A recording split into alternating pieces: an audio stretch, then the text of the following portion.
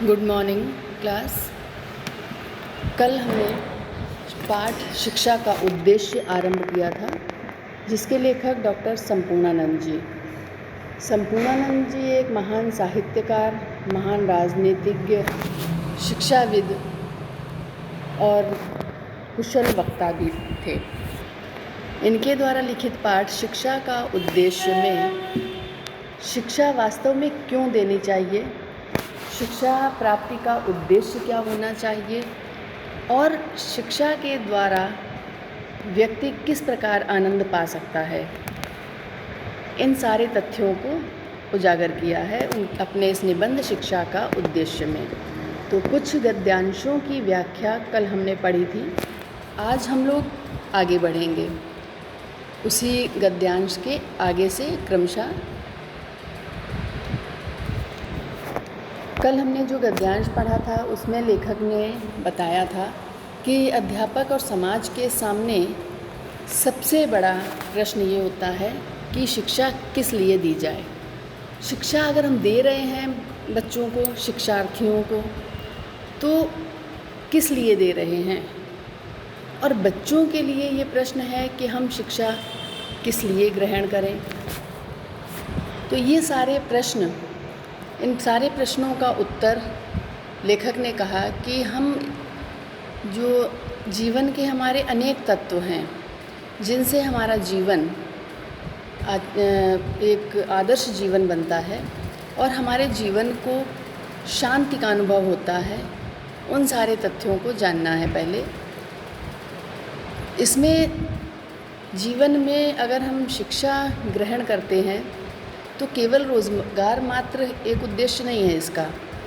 हमें सांस्कृतिक रूप से, नैतिक रूप से, व्यावहारिक रूप से भी शिक्षा मजबूत बनाती है।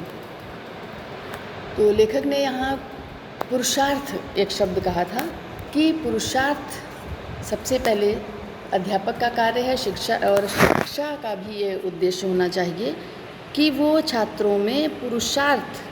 छात्रों को पुरुषार्थ के योग्य बनाए। पुरुषार्थ क्या होता है? कोई कार्य, जैसे हम कोई उद्देश्य बनाते हैं अपना कि हमें ये कार्य करना है, ये योग्यता हमें हासिल करनी है, प्राप्त करनी है, फिर उस योग्यता के लिए हम हर प्रकार से, हर संभव जो परिश्रम करते हैं, मतलब उद्देश्य निर्धारित करके जो परिश्रम किया जाता है वह पुरुषार्थ है। किसी कार्य की सिद्धि के लिए किया गया प्रयत्न पुरुषार्थ कहलाता है। और ऐसे ही अगर हम बिना किसी उद्देश्य के, तो वो केवल परिश्रम कहलाता है।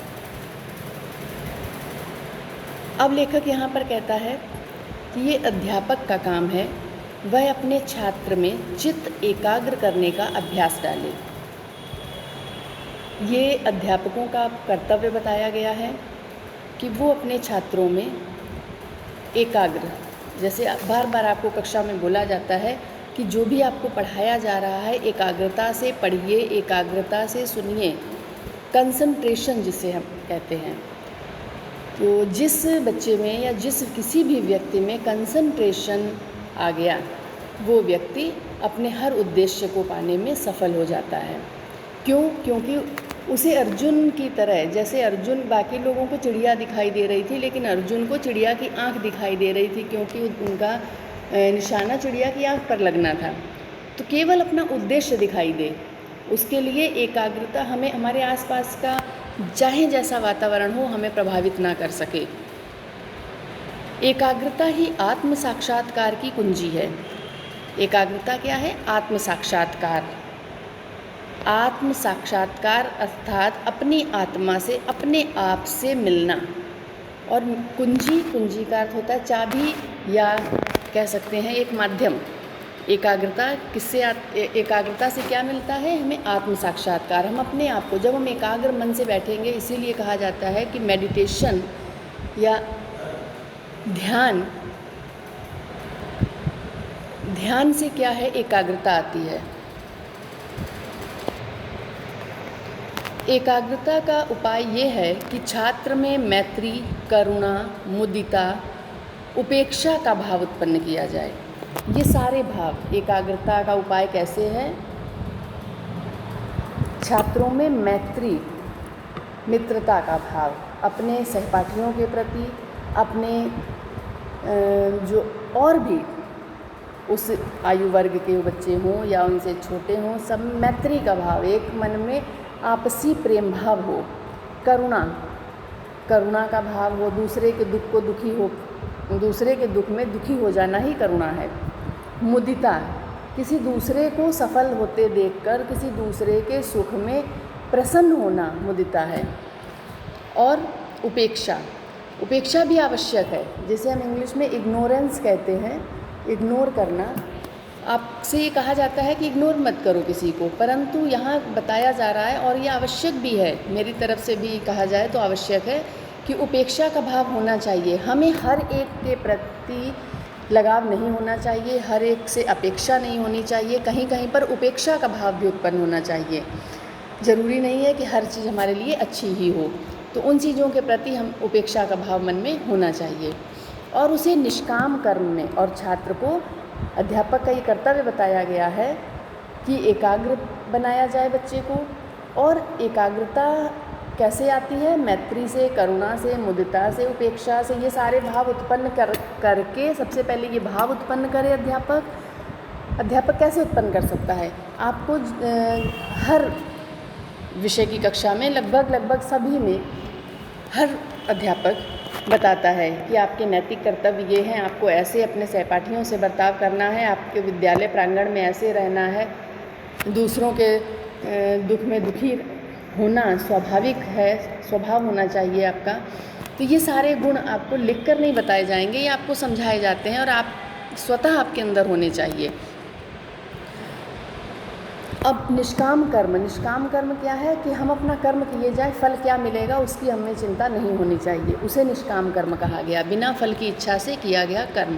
प्रवृत्त किया जाए अर्थात उसमें लगा दिया जाए। दूसरे के सुख को देखकर सुखी होना मैत्री, दुख देखकर दुखी होना करुणा, किसी को अच्छा काम करते देखकर प्रसन्न होना, उसका प्रोत्साहन करना मुदिता, और दुष्कर्म का विरोध करते हुए अनिष्टकारी से शत्रुता न करना उपेक्षा है। हम किसी बुरे कार्यों का विरोध करें, हमें गलत जो भी हो रहा है उसका विरोध अवश्य करना चाहिए, परंतु ये ध्यान रखते हुए कि जो बुरा कर रहा है वो निश्चित ही वो व्यक्ति बुरा है, परंतु फिर भी हमें उसे दुश्मनी नहीं लेनी है। इस प्रकार से प्रेम पूर्वक बर्ताव करके, प्रेमपूर्ण बातचीत से हमें उसका विरोध करना चाहिए। ज्यों-ज्यों ये भाव जागते हैं त्यों-त्यों ईर्ष्या द्वेष की कमी होती है। जैसे जैसे ये भाव जागने लगते हैं, अपने आप मन में ईर्ष्या द्वेष, दूसरों के प्रति जो जलन है वो कम होने लगती है। निष्काम कर्म भी राग द्वेष को नष्ट करता है। राग द्वेष क्या है? जो सांसारिक वस्तुओं के प्रति लगाव या फिर ईर्ष्या, अपने स्वार्थ के कारण दूसरे से जो ईर्ष्या का भाव। ये बातें हंसी खेल नहीं हैं। ये शब्द जितने छोटे दिखाई दे रहे हैं, इनको अपनाना उतना ही बड़ा है। इतना आसान नहीं है ये जितना दिखाई दे रहा है। हर व्यक्ति कर ले अगर इतना आसान हो तो, परंतु चित्त को उधर फेरना तो होगा, लेखक कहता है। लेकिन भले ही कठिन है ये, पर असंभव नहीं है। चित्त, अपने हृदय को, अपने मन को उधर लगाना होगा। सफलता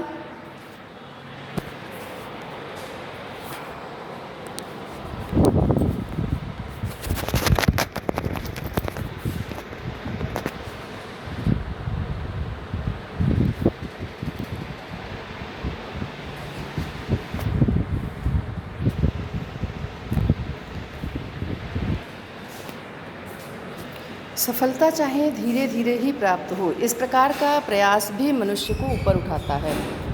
सफलता भले ही धीरे मिले, परंतु प्रयास जब करेंगे, किसी कार्य को करने की शुरुआत करेंगे तो वो कार्य धीरे धीरे ही सही परंतु पूरा अवश्य होगा। निष्कामिता की कुंजी ये है कि अपना ख्याल कम, दूसरों का अधिक किया जाए। निष्काम बताया गया। निष्काम का अर्थ है बिना फल की इच्छा के किया गया कर्म, और निष्कामिता है कि अपना ख्याल कम रखा जाए, दूसरों का अधिक। हमें अपने बारे में, अपने स्वार्थ के लिए कम सोचना है, दूसरों का भला किससे हो रहा है इस बात का ध्यान अधिक रखना है।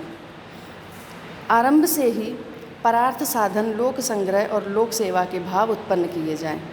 छात्रों में आरंभ से ही जो आरंभिक कक्षाएं हैं, प्रारंभिक कक्षाएं, वहीं से ही बच्चों को ये सिखाया जाए कि परार्थ साधन, परार्थ, दूसरे के कल्याण के हित जो साधन हैं वो हमें उस योग्य बनना है, उन साधनों को अपनाना है। लोक संग्रह और जीवन सेवा के, जीव सेवा के हर बच्चे के मन में ये भाव होना चाहिए कि हर जीव में परमात्मा है, चाहे वो जीव छोटा हो, बड़ा हो, मनुष्य हो या पशु पक्षी, सभी में, सभी के प्रति सेवा भाव होना चाहिए।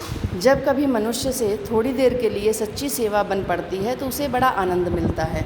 आप कभी जीवन में करके देखिए, यदि आप कभी भी छोटे से छोटी, भले वो देखने में बहुत छोटा हो कार्य, परंतु अगर उससे किसी की सेवा होती है, किसी को प्रसन्नता मिलती है, तो उस कार्य से निश्चित ही आपके मन को भी शांति मिलेगी, प्रसन्नता मिलेगी।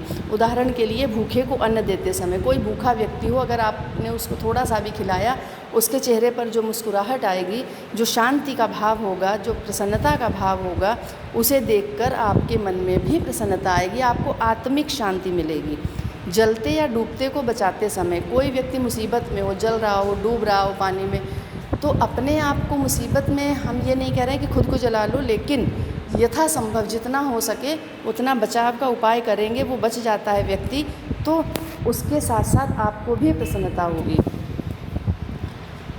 रोगी की सेवा करते समय और भूख प्यास से जितनी भी, जब कभी मनुष्य से सच्ची सेवा थोड़ी देर के लिए भी बन पड़ती है तो उसे बड़ा आनंद मिलता है। मनुष्य से थोड़ी देर के लिए भी अगर सेवा उसे करने का मौका मिलता है तो उसके साथ क्या है, किसी भी व्यक्ति को, किसी रोगी की सेवा, शुश्रूषा मतलब उसकी देखभाल करते समय उसके साथ एक रिश्ता सा बन जाता है, तन्मयता, आत्मीयता हो जाती है, अपनापन हो जाता है। मैं पर का भाव तिरोहित हो जाता है, तिरोहित का दूर हो जाता है। क्या मिलता है? स्व की झलक हो जाती है। स्व, सब कुछ अपना, स्वयं की तरह समझने लगता है व्यक्ति। मैं तू के कृत्रिम, कृत्रिम का अर्थ है बनावटी, जो संसार में ये मैं और तू के अर्थात अपने पराये के जो बनावटी भाव बना दिए गए हैं, ये समाप्त हो जाते हैं। सर्वात्मक शुद्ध स्वरूप, उसका साक्षात्कार हो जाता है। जो अपना, सब कुछ क्या है? अपना, सभी को अपना समझने लगता है व्यक्ति, सबको अपने समान समझता है। जब हम अपने समान दूसरों को समझने लगते हैं तो हम किसी को कष्ट नहीं दे सकते, उसका साक्षात्कार हो जाता है। इन भावों से जब छात्र का साक्षात्कार हो जाता है तो वो निश्चित ही एक आदर्श व्यक्ति बन सकता है, जो जितने ही बड़े क्षेत्र के साथ तन्मयता प्राप्त कर सकेगा, उसको आनंद और स्वरूप की उतनी ही उपलब्धि होगी। जो जितना अधिक कर पाएगा उसे उतना ही अधिक आनंद और स्वरूप दर्शन का तात्पर्य ये है कि जो वास्तविक स्वरूप है आत्मा का, वो क्या है? आत्मा का वास्तविक स्वरूप दूसरों को प्रसन्नता देना। आत्मा का वास्तविक स्वरूप परमात्मा है, तो परमात्मा की हमें उपलब्धि, परमात्मा के दर्शन हमें हो सकेंगे वास्तव में। मंदिरों मस्जिदों में ढूंढने के बजाय हम मनुष्यों में जब परमात्मा देखने लगेंगे। हमारी सुविधा, अब ये तो नहीं कहा जा सकता ना कि हमारी सुविधा और चरित्र निर्माण के लिए तो ये नहीं हो सकता कि लोग आए दिन डूबें, जलें, भूख प्यास से तड़पा करें, परंतु अवसरों, सेवा के अवसरों की भी कमी नहीं होती। अब लेखक कह रहा है कि ये तो उदाहरण दिए गए कि भूखे को भोजन कराना, प्यासे को जल पिलाना, किसी रोगी की सेवा करना, किसी जलते हुए को बचाना, डूबते को बचाना, पर ये इसका मतलब नहीं है कि आपकी सेवा के लिए रोज़ कोई ना कोई जले, रोज़ कोई भूखा मरे, रोज़ कोई प्यासा मिले आपको। फिर भी सेवा के अवसरों की कमी नहीं है। ये तो उदाहरण मात्र हैं। जहाँ कहीं भी आपको किसी भी प्रकार से कोई परेशान व्यक्ति दिखाई दे, कोई मुसीबत में दिखाई दे, तो जितनी संभव हो सके उतनी आप उसकी सहायता करें। हर सहायता के कई रूप होते हैं, जिस रूप में भी आपको मिल सके उसी रूप में सेवा करें। मानव सेवा का भाव मन में हो। सेवा करने में ये भाव नहीं होना चाहिए कि मैं इसका उपकार कर रहा हूँ। मन में ये भावना नहीं आनी चाहिए कि मैं इस पर एहसान कर रहा हूँ, मैं इसकी मदद कर रहा हूँ। नहीं, आप कुछ नहीं कर रहे हैं, आपको ईश्वर मौका दे रहा है। आप ये सोचिए कि इसकी बड़ी कृपा है जो हमसे सेवा ले रहा है, मेरी तुच्छ सेवा स्वीकार कर रहा है, क्योंकि वो ईश्वर है, उस जीव में ईश्वर है। ईश्वर आपकी सेवा स्वीकार कर रहा है, ये ईश्वर का धन्यवाद करिए कि आपको ईश्वर ने मौका दिया, आपको इस योग्य समझा उसने। ये भी याद रहे कि सेवा केवल मनुष्य की नहीं, जीव मात्र की करनी है। पशु पक्षी कीट पतंग के भी स्वत्व होते हैं, उनका भी आदर करना। स्वत्व मतलब उनमें भी अपनापन होता है। अगर पशु पक्षियों को आप प्रेम से थोड़ा सा देखिए, प्रेम से बात करके, उनको भोजन करा के, उनको पानी पिला के, तो वो मनुष्यों की तरह वो भी आपके अपने हो जाते हैं। चित्त को क्षुद्र वासनाओं से, चित्त का अर्थ है हृदय को, मन को, क्षुद्र वासनाओं जो तुच्छ वासनाएं हैं, जो काम क्रोध लोभ मोह, ये इन सब से विरत, विरत का अर्थ है अलग करने का एक बहुत बड़ा साधन कला है। अब हमें संसार के तुच्छ भावों से कैसे मन को हटाना है, उसका एक बहुत बड़ा साधन कला बताया गया है। कला का अर्थ केवल ड्राइंग चित्रकला नहीं, कला का अर्थ है वो चाहे साहित्य कला हो, नृत्य कला हो, संगीत कला हो, काव्य कला हो, जो जिसमें भी आपको आनंद आता है वो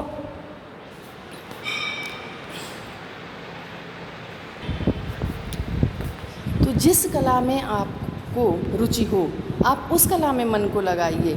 उस समय भी शरीर और इंद्रियों के बंधन ढीले पड़ गए होते हैं। शरीर और इंद्रियां जो हमारी ज्ञान इंद्रियां, कर्म इंद्रियां हैं, हाथ, कान, नाक, मुंह, ये सभी ढीली अर्थात शिथिल हो जाती हैं, उसी कला में पूरी तरह से तल्लीन हो जाती हैं। शिथिल होने का तात्पर्य, और चित्त आध्यात्मिक जगत में खिंच जाता है, ईश्वरीय हो जाता है, मन ईश्वर की ओर लगने लगता है। यही बात प्रकृति के निरीक्षण से भी होती है।